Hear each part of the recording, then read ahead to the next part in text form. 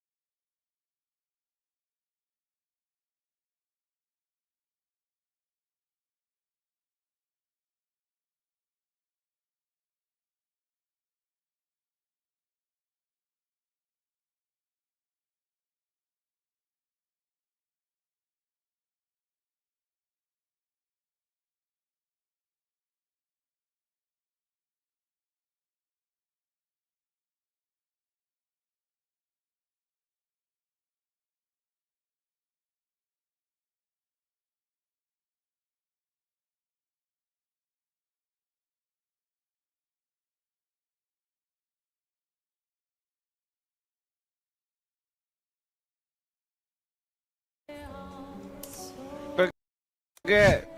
Now we have points. Oh shit! It's on like Donkey Kong. One extra point just for this. One extra point for the baguette. We ball. Joe, gotta use our French voice. Fire the weepons. Bones. Potions allow your team to have staying power, pushing through those harder or longer boss battles, and managing your resources and firing them off at the right times by healing and then resurrecting when they die, or giving extra action points to some upcoming characters on the timeline tree. It's yet another little great dance that you'll get addicted to. Oh no! Oh no! If I had parried that, we would have had it! We would have had it if I had parried it! Finally, free aim shots. They add even more depth to cracking some bosses' shields, applying weaknesses, or just giving another way to build up your action points. You combine all of these techniques to break your enemies, which will also stun them. And these are the best ways to take down these harder bosses or defensive type big boys. We could still do a sealed fate, but only just barely cut through. 1, 2, right, oh! Brace yourselves. Oh no! Is that as much as we got? How did he get the yellow? How did he get the yellow? Break the rules. He's done! We broke the rules! We fucking broke the rules! I just unlocked an achievement. That's what that noise was. But when you eventually master it and combine that with setting up these huge combos that you discover, it makes for some of the most satisfying combat of the year. Doom! Very high dark damage, applies powerless, defenseless, slow, and can break! Let's go, Doom! Shoot, shoot, shoot. 21. He's stunned. He's fucking stunned. We can get lucky with a Genesis. Give me a blue. We got a blue! Genesis! Let's go!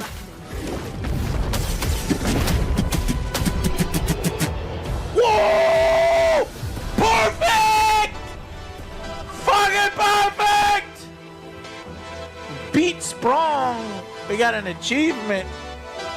Multiple achievements. Damage received 0. Strong. Oh, you're fucked. I did it! Ignore him! That totally ripped dude, he's so vascular. He's probably got like a 12-pack or something. And yes, it does let you break the game. If you can find extreme builds, do it. It's a lot of fun. Many things that have to go right here for this hit to land. I can do it. Yeah, you can. Here we go. Here we go.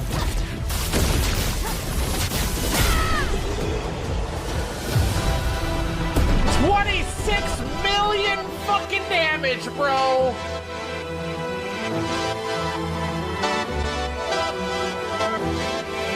Dude, holy shit.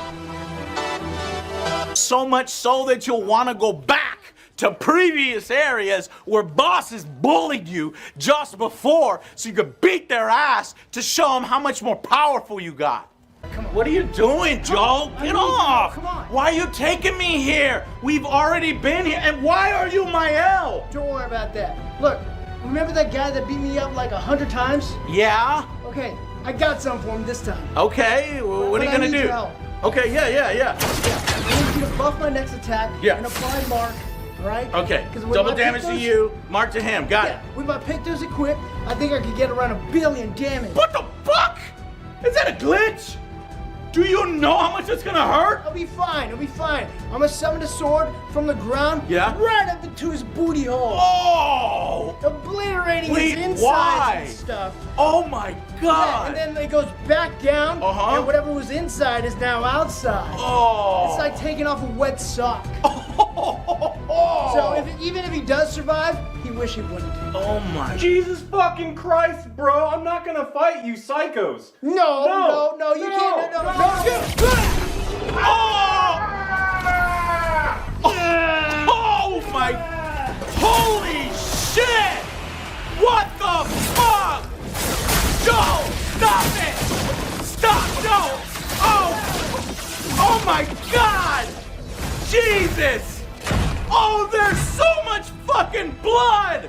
What the fuck? Joey's already dead! Stop it! Oh my god, that's sick! Jesus, and then mines aren't supposed to talk anyway. What? Now we're even. But with all of this extremely awesome stuff, there are still 2 more aspects of this game that really stand out. That is the game's music and its creativity and its art design. These 2 work together in tandem like a perfect Ring. ballet. The music and the sound design is fucking fire. It's a 10 out of 10.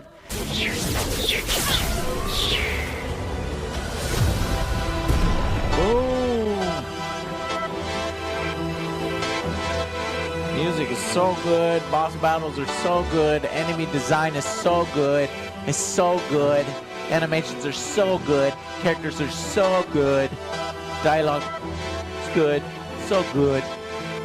I think the music truly elevates the game to memorable for decades. There's actually so much good music here. It's almost too much good music to the point where not all of it really gets a lot of time. We're at 2 to 3. We're at 2 to 3. Nope. No, fuck.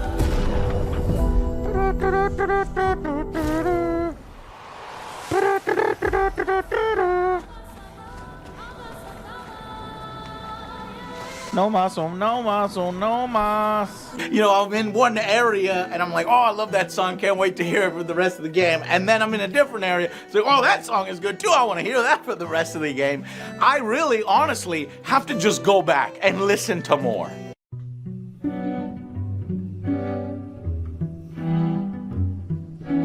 Dim, dam, dadilam, vacarme s'en va dans l'oubli éternel. Et Gustave, dom guardiam, didim, didididim, lutes sera doridom, seram. Like, download and play the soundtrack in your car.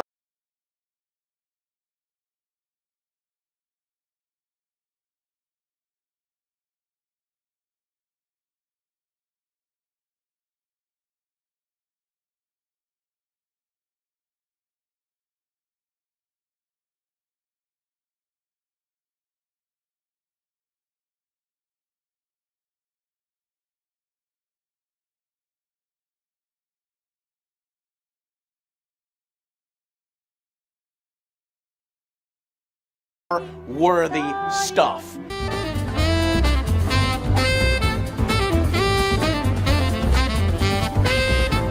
And all of this is from someone they found on SoundCloud. To top it off, the composer for the game's soundtrack had never written a game soundtrack before, and he was brought on after the director of the game found him off of SoundCloud. Very early on, it's such an inspiring story.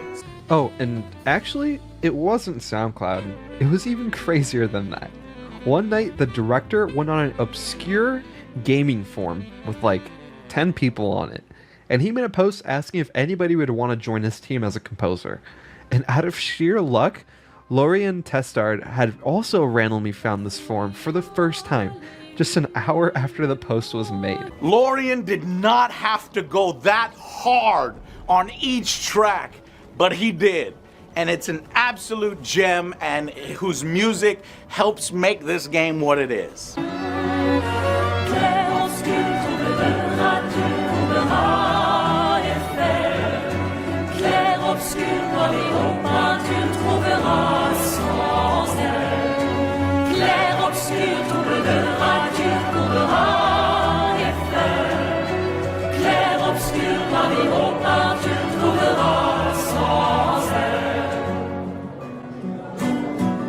C'est vraiment une expérience qui a été très importante pour moi.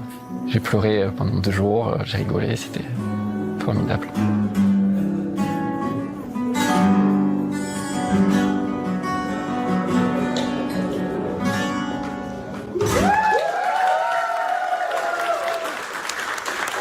And that is the very same with the art direction, the enemies in the game, the locations. They are all so inspired and breathtaking, creative, interesting. There's always something new around the cover for your eyes to discover. It makes me love just being in the world. Never gets boring, never overstays its welcome with one section, and you all just want to soak it in. Oh shit. There it is. Secrets. Beautiful. The game also has a really good sense of humor. There are a lot of funny moments. It knows how to have fun and at times not take itself too seriously. And I appreciated that. It really felt like something made by friends for friends. Gustav. You're the loudest. Really? Get out of my way! Jeez. Tu pochino paparino. No. It's just it's the password. Pico femicola, gor granda bari bombino, passwordito. Gomiku rapito sava. Even fun stuff like these gestural beach challenges that unlock swimsuits for playing various mini games. Beach attire, onesies. Oh, well, damn. Do we get some physics here? Yeah, I guess there's some physics. There is sufficient jiggle. They show off all the character booty flapping.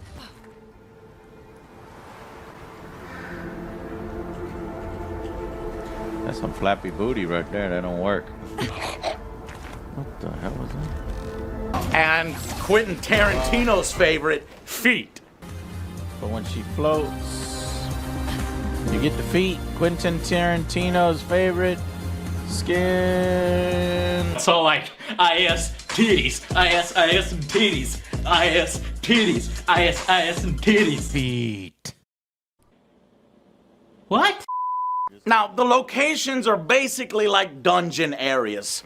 Mostly linear, but there are lots of collectibles and exploration rewards all throughout. So going around and finding every little nook and cranny is a joy. Hell, you even run into these creepy ass mimes and fight them for even more special costumes. And these guys are sons of bitches too. Oh no, we're not gonna win. Get ready. Harry. Parry! Oh god. I'll try to parry. Here we go. One, parry. Take it. I'm terrible in the timing. I love that you get new skins from some of these harder secret bosses in the game. These guys understood what gamers want. All right, Joe, let's see the new costume. No, thank you. Come on, Joe, come and get out of here. Go ahead without me. Get out of here right now, Joe! Oh! Yee, that looking good. What kind of physics you got, Joe? Joe, jump up and down. Let me see the physics, Joe. Come on, Joe, do a little jump. You know, this is some bullshit. What? You get a cool hat, glasses, and a loaf of bread. I'm half naked, and I still don't have any goddamn shoes. Yeah, well, you know. Hey, gotta give the people what they want, you know? All right, Joe. Come on, new boss, look at that. Look, all right, let's go. Make sure to employ them physics. Come on, let's go. Come on. There you go. There's also the overworld, as many good RPGs have, that make the world feel so much bigger. It's beautiful, it's colorful, but I must admit, the overview map plain sucks. None of those say stun wave. Lumiere. Are any of these, are these all bosses, or which one is, what the fuck is that? God, I wish that this shit was named. It pisses me off so much that they need to fucking change that. What the fuck is that? And unfortunately, none of these areas have like names unless you've actually visited them before and gone inside. I hope they fix that. It would make it easier to navigate in the world, make it easier to grind and level up and remember, oh, that's where this person was. So hopefully they fix that. And all in between these moments, you're going to share fun with your party. These little story bits. Meet interesting creatures like those gestrels, which can help you understand the world better. There is definite cultural and artistic inspirations all throughout. The ideas of grief and tragedy are themes that you'll eventually have to grapple with. And they're all very well done. Paintings, dances, music, art, nature, all beauty, all expertly woven in to the narrative, and through this like unique lens of French wackiness that is so uniquely them. I like it.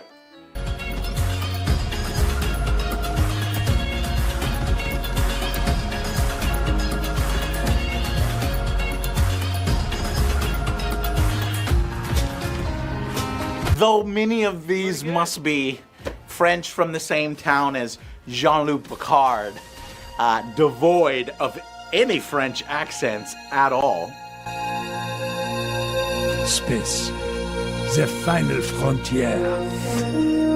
These are the voyages of the Starship Enterprise. You know, I mean, well, there you The go. Starship what? Look at you. I mean, it wouldn't have worked. No, who would have taken me seriously? Mr. Crusher? Maybe the French were like, yeah, our accents in English don't sound good. We hate it too, so let's just get all English actors. So we don't even want to bother with that. Somebody else handle all that, and we'll just work on our French. That's what I think happened. There is also a relationship system, only here it's pretty shallow. It's not as deep as I would have liked. It's mainly just some ways to get some extra dialogue and cutscene bits. It also unlocks some powerful gradient attacks when you get high relationship, even some costumes. So you should definitely do it. I just was expecting more, like more missions, more satisfying romantic bits with these that they kind of tease and set up, but ultimately don't pay off very well. Right. Tell me, We'll see. what was your grandmother like? Do you have any pictures? Stop it! Thankfully, though, it was a mostly stable game for me. No crashes, some audio bugs here and there. What is the experience? There is some replayability with multiple endings and tons and tons of content in the world for you to do afterwards, after you finish the main story. Some harder side bosses.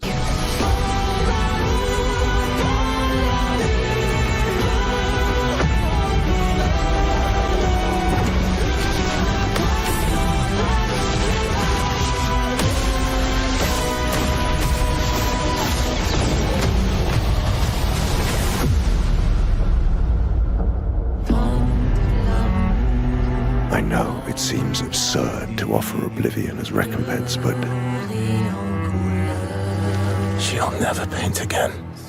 And all this from a AA game, but that impresses like a AAA game, sometimes doing it better than recent AAAs. These guys deserve your support. They take inspirations from Final Fantasy, Xenoblades, Personas, From Software. If you like any of those, you're gonna love it. The final verdict for Claire Obscure Expedition 33 is a surprising and unexpected 10 out of 10. Yep, we have not one 10 out of 10 this year, but two. We are eating good as gamers, coming from two indie development teams that built themselves up themselves, right? And for me, this game, it's a work of art. It's their masterpiece and their first game. Something that you will think about afterwards and find more depth in each time that you think about it.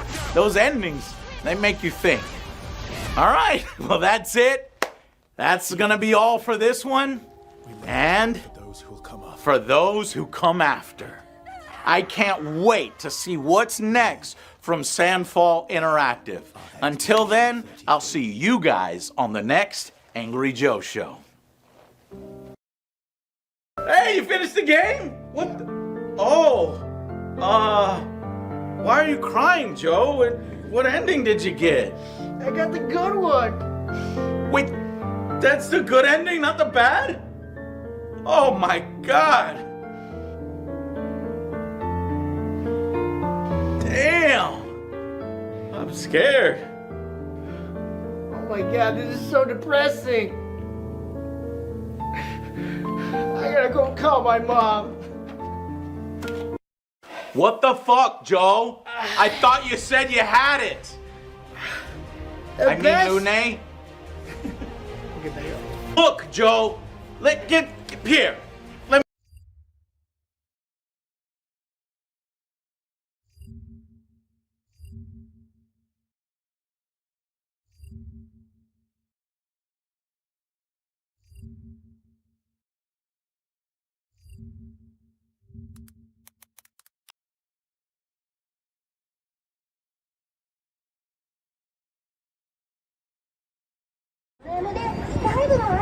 Oh man.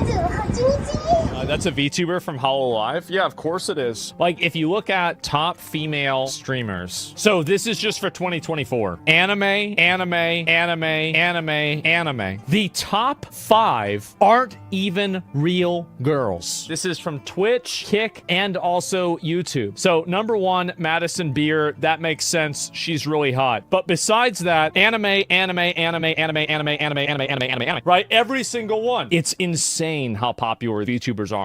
But they were, all of them, deceived, for another list was made. So he did it again. Nurasama is the best female streamer this week. It's not a girl. It's a machine. She's real to me? No, it's not. Are men better than women at being women? Mother home, get a telegram. And this is all AI?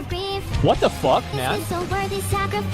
It's an AI VTuber? Oh no, I know who Nurasama is. Great war, and they cannot take more. That's amazing. Asmongold, don't be a bald loser. What the fuck? What's this?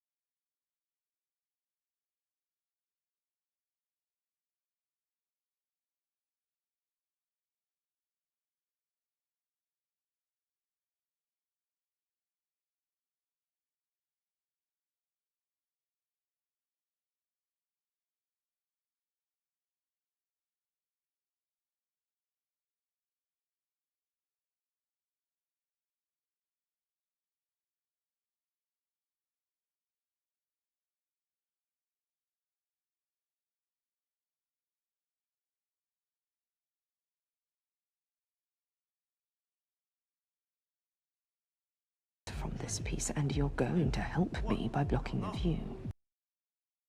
Right? Coming all this way. That was really...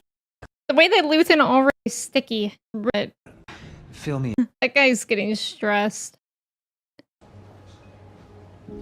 Cyril must never. As you are told. If you Created them. nobody. Oh. And he needs a controller? I don't know why. To remove that. Oh god, to the party we go. Anyways, I'm in love with the costume design. I feel like they know that they slayed with that. Apologies. God, they're sick. Wait, too, but it's pink. You're not smiling. Ooh!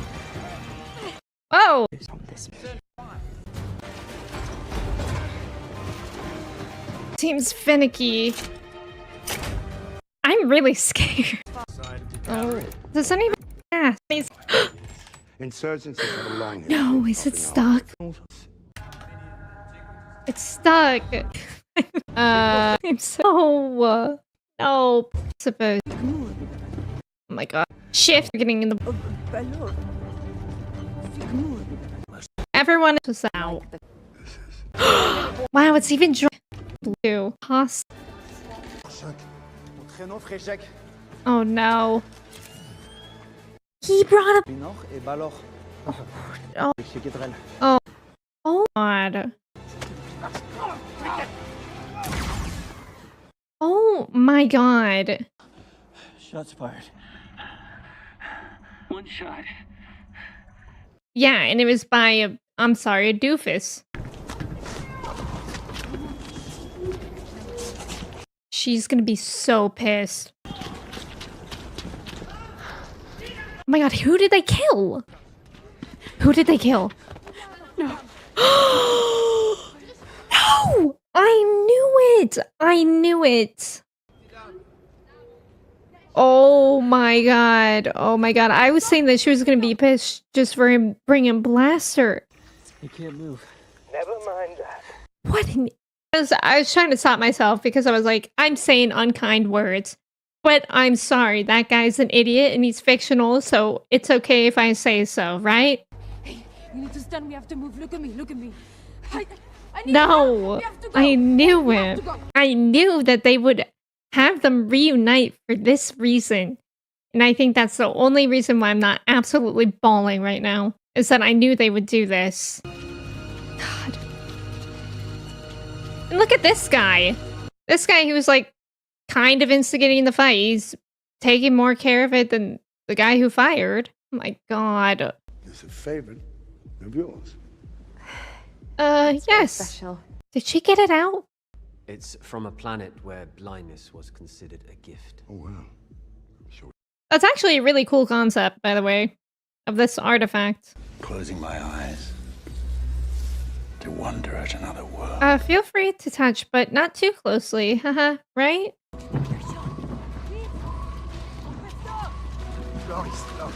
Can they save her?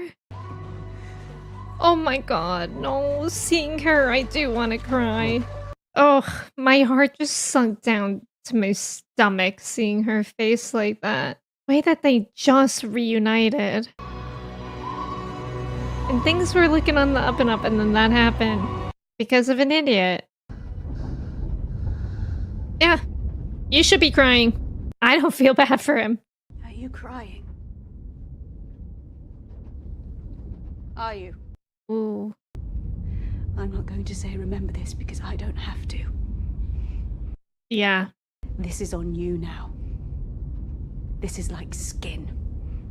Ooh. You're taking her with you wherever you go for the rest of your useless life. Don't you look away from me. Wow. She was everything that you have daydreamed about. Oh. Fearless warrior whose loss will be mourned in ways that you will never understand. Oh my god, I don't like this. And you, to die like this because of you. Oh, this is really awful. I feel sick. You'll make up for this forever. It's really really, really sad. What fun. You're welcome. Oh, she did get it. You should have killed Krennic while we were up there. Yeah. What if? Okay, at least they got it. So they're safe for now.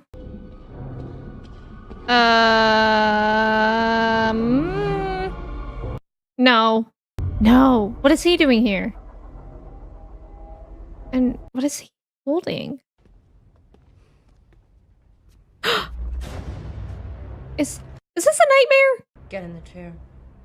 I know you. Get in the chair. Oh no, this feels real.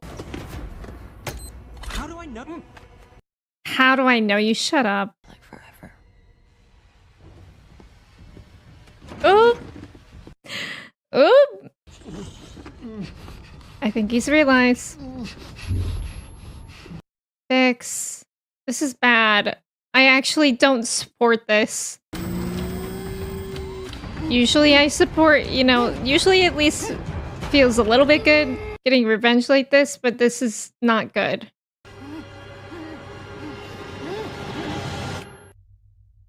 Oh my god.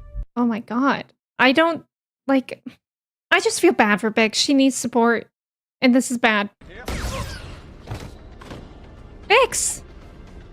She's becoming like a vigilante. And actually, normally it feels better than this. But this is just... I feel like this is feeling bad because it's so risky for everyone. Whoa! Cassian helped her? Whoa. Okay. Friends, thank you so much for watching Andor Season 2, Episode 6 with me. As expected, this was huge. I mean, we did have a couple wins. We were able to get out of the party with the listening device. That was good. Poor Lonnie is like very, very scared, and I feel like he wants less and less to do with this as time progresses, which is fair. I mean, I would be scared in that situation. Now, Cassian is kind of on an interesting journey right now. Like, that shocked me that he actually helped Bix with that. Like, I get her wanting to do that. I get her wanting him dead. I want him dead. But doing the same thing to him that she had done to her, I think that's wrong. I mean, I feel like he maybe even just kill him like with a blaster. That would have been better. But I think there's something really dark about torturing him like that, and I don't like it, and I don't think Bix is going to heal from that. Now, of course, we had that whole thing with Cinta and Vel, and I knew it. I mean, I knew that they would do this to us as soon as they reunited and everything was happy. But it's so sad because it was like a stupid thing that did it. It wasn't even like she died in some heroic thing. Yeah, she was a hero, but she didn't die in a heroic moment. She died because somebody was stupid and didn't listen to their orders. And that's the really, really frustrating and upsetting part. But I really like how Val said that this is like skin. You'll wear her everywhere. I thought that was a beautiful analogy and just a good moment. So yeah, thank you again so much for watching with me, and I will see you in the next video. Goodbye.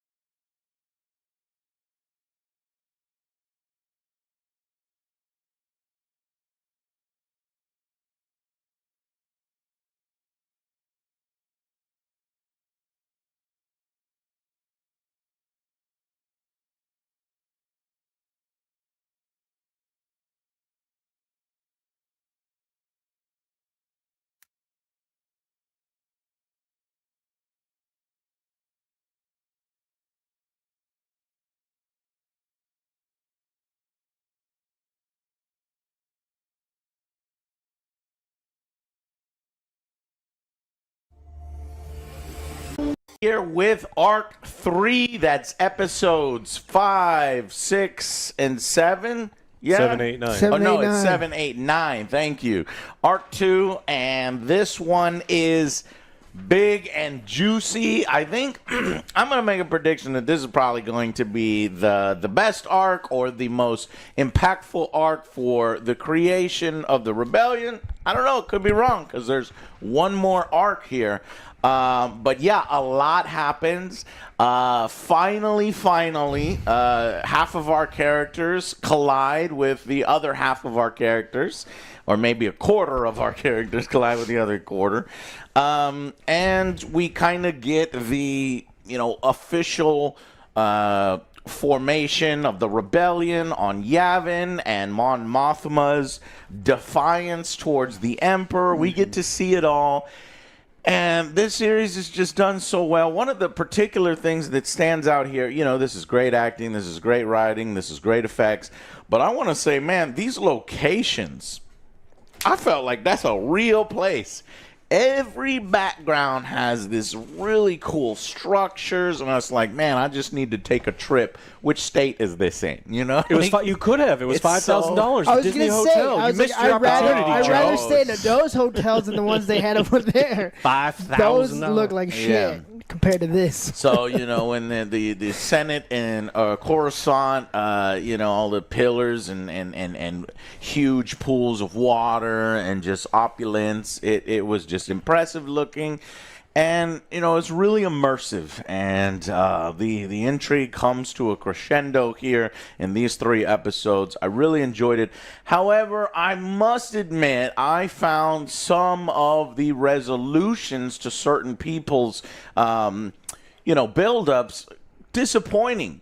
And I think that's kind of the point. It's not meant when you're building a rebellion.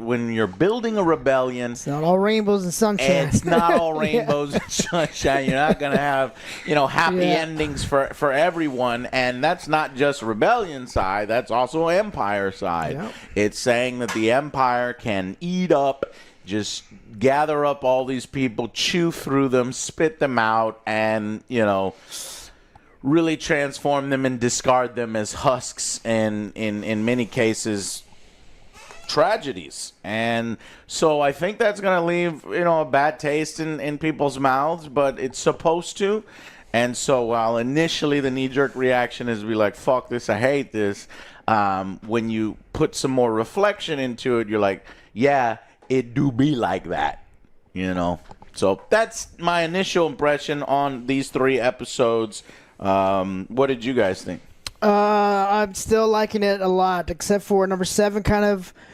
I didn't like some of the things that they were doing for the messenger, but it kind of picked up because I felt like for Cassian, they're like, oh, there's something special about him, this and that. I didn't want him to be like, oh, he's a chosen one. I just want to be like, this is a guy who's willing to do anything that he needs to for the rebellion. I don't want them to be some mystical stuff with the force healing, and we made fun of that last time. Boo. Yeah. So, I'm sorry. You didn't like the force healing part, is what you're saying? Yeah. Okay. And also, like, they were treating like Cassian is like, oh, he's the special one, he's a chosen one. There's something about him. I didn't want that. But I just want to be like a guy. I think there's an implication that I didn't want that. Either the force is guiding him. Yeah, come on, Star Wars. This might be a fucking directive from above. And Kathleen, she look, here's my contributions. Kathleen, we don't need your contributions. No, because the force is with you. The force is with Andor. It's like, yeah, I get it, Kathleen, but not every fucking time. Exactly, and that's kind of what I didn't like. But like after that episode, that was the lowest one for me. It really ramped up on the next one because it was like just the gunpowder. You're just waiting for that spark to hit, and when it fucking did, it was all chaos.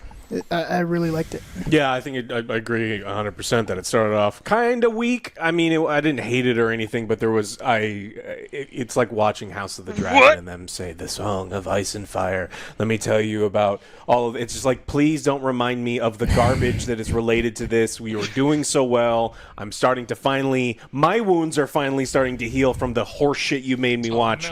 And then you bring it back up and you ruin everything. And yeah, I don't like the Chosen One horse shit. I like the idea that there is space wizards that can stand on the wings of ships and baseball bat away blasters, and that can be its own thing really fucking far away, and I don't want to watch it because I think it's fucking stupid. I want to watch it. But there can also be stuff where it's like there's just people that aren't invulnerable space wizards with dilating powers that need to do what they need to do because they make up the majority. The everyman is important in the rebellion, and when they make him less of the everyman... And I want to watch that. Yeah, it's like, I don't want them both. And so it's like I prefer that, where it's like I like that he's just a guy that he's gritty. He will do everything that it takes. Fortunately, I think as soon as it was mentioned, they kind of disregarded it because like we didn't do anything else with the arc. That's just like but, don't. But there's a pretty big difference for me between the starting episode, but then 8, 9, man, it's like we start getting into things that I like Andor for. Yes. But it's a poopy. A very excellent example of what we watched the show for in the last 2 episodes. So the first episode, like y'all said, a little poopy, a little slow. It's the calm before the storm, and then 8 and 9 really ramp up. So I think you guys are going to really appreciate this one. I'm wondering if, this person just fucking hates Andor 100%. I'm wondering if the green screen got wrecked there. But if they could come in and watch these 3 episodes. No, because there's not explosions and lasers and lightsabers and shit. You know what I mean? So even still, but for me, and I think for us, this enriches the lore so much that I'm convinced that all the suits at Disney Plus, at fucking, at LucasArts and decide to have a lost leader.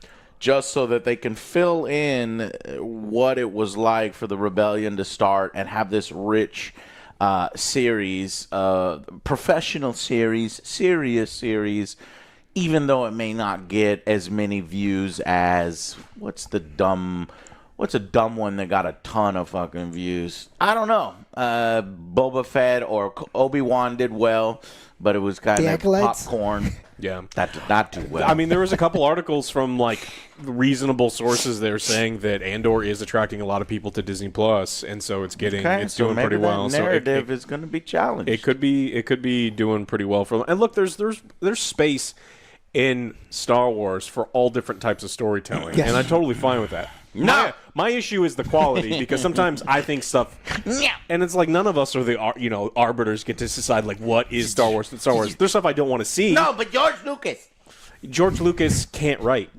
Like we gave him how dare you, sir? We saw we were children and we went to the movie theaters and we watched because I am so in love with you, Alex. Yeah, I am so in love with you. It's just like it was such a great collaborative effort. Like his wife was doing stuff. The actors were telling him, "This is not how people talk, George. You goddamn fucking idiot." Well, it's why she got an Academy Award and he didn't. And so it's like, but there's space for storytelling. And so it's like people have made up their mind about Andor and hate it. Fine, I don't care. You're gonna hate it anyway. There's no entry point into Andor. I was just thinking, okay, because I think this is one of the better arcs so far. At least towards the latter end of it, maybe you can watch that and you can understand, but I guess still not. All right, well, fuck those people. They could just be left by the wayside where you can enjoy a great Star Wars series that is something different within the galaxy, providing people some great writing and acting. Okay, well then let's go and give this arc a score for Act 3, so to speak. What would you give it if you factor in all 3 episodes, weight it, and then we'll do a breakdown individual? I personally think that this arc is an 8, and that is pretty heavily influenced by some of the stuff I didn't like in episode 7. Yeah. But I think that 8 and 9 are truly great.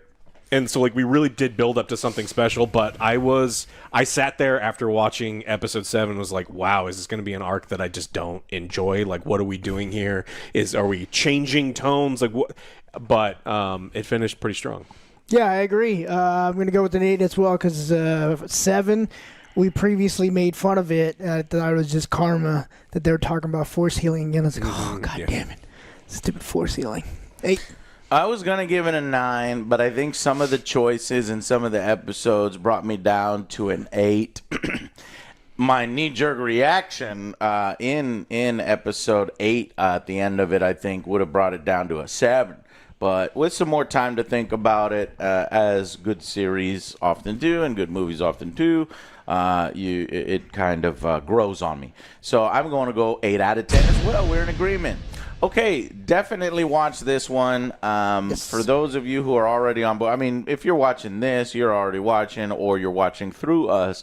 The formation of the rebellion is now happening. It's official, and all the plot threads are sort of connecting, and it's satisfying. And I'm really happy that Andor is now a character that is really getting a lot in the Star Wars legacy. He's now getting up there with, Han Solo and all these people that are responsible for helping the rebellion and being integral parts to the resistance.